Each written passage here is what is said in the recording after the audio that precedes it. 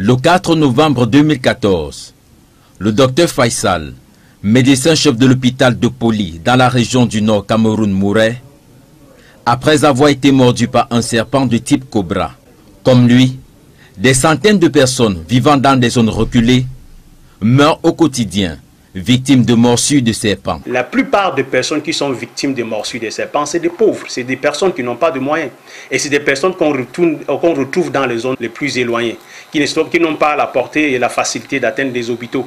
Et quand il y a morsure de serpents, c'est la mort qui survient. L'Organisation mondiale de la santé estime à 5 millions le nombre de personnes victimes de morsures de serpents par an dans le monde et plus de 130 000 décès et handicapés sur la même période en Afrique subsaharienne pour la même cause. Des décès favorisés pour la plupart du temps par le manque d'antivenimeux adéquats. Des chercheurs camerounais viennent de mettre sur pied un médicament pour pallier à cette situation. Je pense que Venin Serein vient apporter dans la carte thérapeutique du Cameroun, voire de l'Afrique, un plus. Il y a certainement un plus.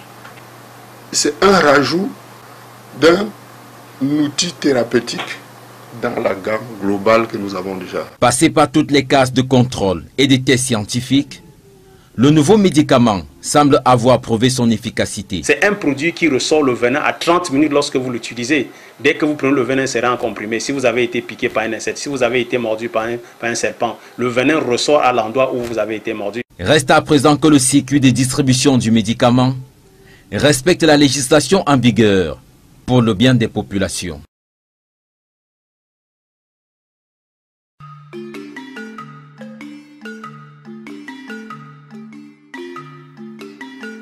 Venin serein, comme tant d'autres, viennent en réalité de mes aïeux. Plus particulièrement de celui dont l'histoire marque son nom jusqu'à aujourd'hui, qui est sans oublier le roi Njoya.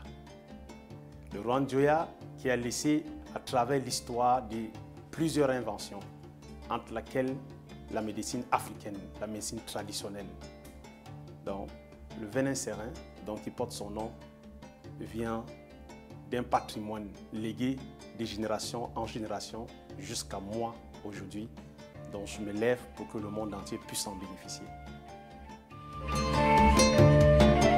En fait, le venin serein tire sa source dans la médecine africaine, la médecine ancestrale africaine. Ce qui est plus important de ce que l'Afrique détient. On peut l'appeler la médecine traditionnelle, on peut appeler les autres la Nina Purukwat et autres. Mais qu'en réalité, je me base beaucoup sur la médecine traditionnelle des tradipraticiens, qui est une connaissance dont l'Afrique détient depuis des années à travers la nature, d'où nous venons tous d'ailleurs, parce que l'homme est né provenance de la nature. On peut manger plusieurs nourritures et autres, c'est ça qui permet à former le spermatozoïde dans le corps de l'homme, dont il le transmet à la femme. C'est ça qui compose l'être humain, donc qui part de cette nature. Et s'il y a une carence, on retourne toujours à la nature pour pouvoir régler sur le problème, et plus ou peut-être moins. Le venin serein, comme tant d'autres, parce que le venin serein aujourd'hui est un pont qui permettra aussi à d'autres médecines traditionnelles de voir le jour en exploitant notre heure actuelle, qui est la technologie dont le monde est en train de nous donner, et pour qu'on puisse développer cette connaissance pour mettre à la disposition de tous. Le venin serein tire ses ressources de la médecine traditionnelle africaine et plus précisément de la nature.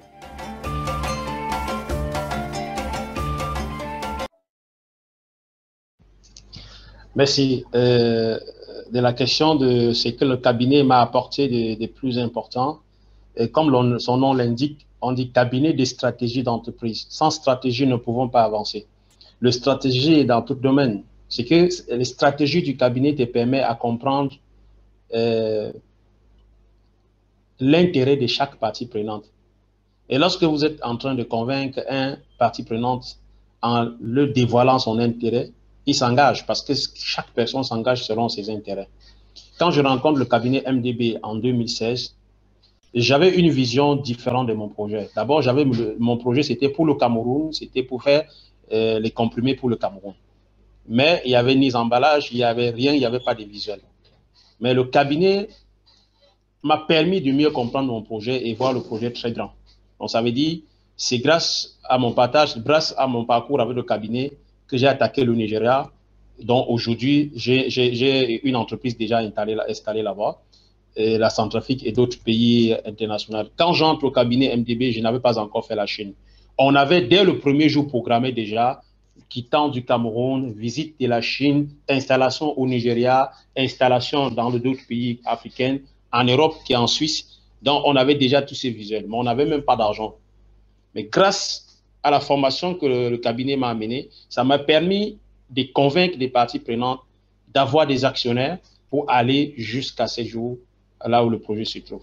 Pour ce qui est des fonds propres, de l'argent, je n'ai jamais eu une subvention ou peut-être gagner des prix. Je n'ai jamais eu de prêts bancaires. Ce sont des parties prenantes qui ont mis de l'argent. Nous sommes aujourd'hui, comme dépense, 2 milliards 750 millions de francs CFA en cash que nous avons reçu en partie prenante qu'ils ont amené, qui a permis que le projet part aujourd'hui dans les pharmacies. Donc, ce sont nos fonds propres et les fonds de parties prenantes. Merci.